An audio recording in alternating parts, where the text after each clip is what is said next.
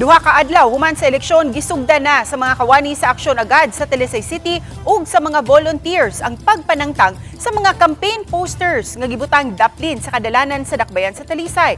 Atong sayran ang detalye sa live report ni Femery Dumabo. Fem?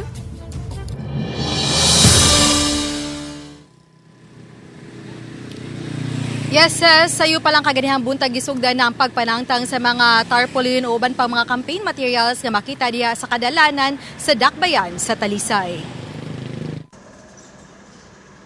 Yun na nila ang pagpanangtang sa mga campaign posters nga gibutang daplin sa daan sa Cebu South Coastal Road ug sa Natalio Bacalso Avenue. Mato ni Gary Tugunon, Pangulo sa Aksyon Agad, nga gimanduan sila ni Talisay City Mayor Samsam Gulyas nga hipuso ng mga posters sa administrasyon ug sa ubang mga kandidato sudning sa manaha. Way labot lang nito mga dagko na gid kaayo o billboard. Kuto sa mong magyan amo yung kuan ma'am. Dagko na kay gatong nang billboard na nila di yun mi kina dagkon man na naay sila mga putog pamutang di mi kahilabot ana. Private ang amo katulad yung puto sa mong magian amo yung kuan. Atog yun kanagong mga langkat na siya matus kanal mo post sa baha. Idali pagtangtang nila ni Tugunon ang mga campaign posters aron dili makahatag og kahasol sa katawhan ilabi na kun magkawil-kawil na kini. Gipanghipo sa mga natangtang nga mga tarpaulin ug mga kahoy samtang ang mga posters ilang itugyan sa mga Solid Waste Management Office ug sa Talisay City Bay GMP aron ma-recycle ug magamit sa ilang livelihood program. Mamahimong itugyan ra usab kini sa mga Talisaynon nga gamiton sa ilang mga panimay. Ma-recycle tani magamit ra gini kay mga tarpaulin mga baga man yang kahoy naara sa gitay mahimo nga kagamitan. Una ay mga Talisaynon nga pangayoon ni sir. Pwede ra sa ma'am kay kanang labi na si Mayor na mo sa katong mga tao gyud ba nga naglisod may nga ilang batang balay nga kung nagyud kayo.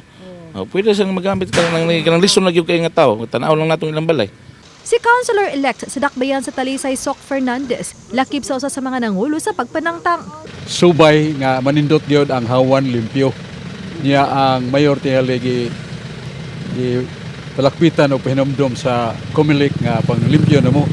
So kaming mga konsyales giordiran mi ni mayor nga mangumo.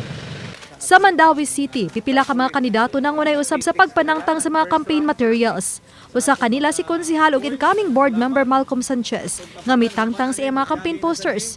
Gipanglain sab ang mga kawayan ug kahoy nga gipanaod sa tarpaulin. Si Jacqueline Riuyan, election assistant sa Mandawi City Comelec, mipahinumdom sa abang mga kandidato sa Mandawi City sa pagpanangtang usab sa ilang mga campaign posters. Doon na may mando ang Comelec nga manangtang ta sa ato ang mga tarpaulin sa kadalanan ni ato dayong gisugdan. Samtang miawag si Comelec 7 Regional Director Attorney Francisco Pobe, midaog man o naparot nga mga kandidato kinahanglan gihapong manangtang sa ilang mga campaign posters aron way atubangong kasong kriminal subay sa paglapas sa election laws. Kinahanglan sila tangtangon nila kalang ilang mga propaganda materials nga naa makita pa sa kasada, otherwise we will issue them show cause order why they should not be filed with criminal complaints or issue on suspending their disqualification proceeding.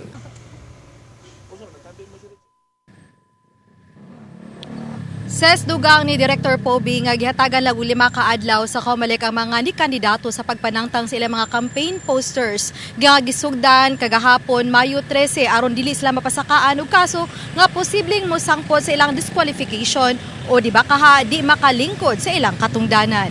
Ses, Daghang salamat, Femery Dumabo.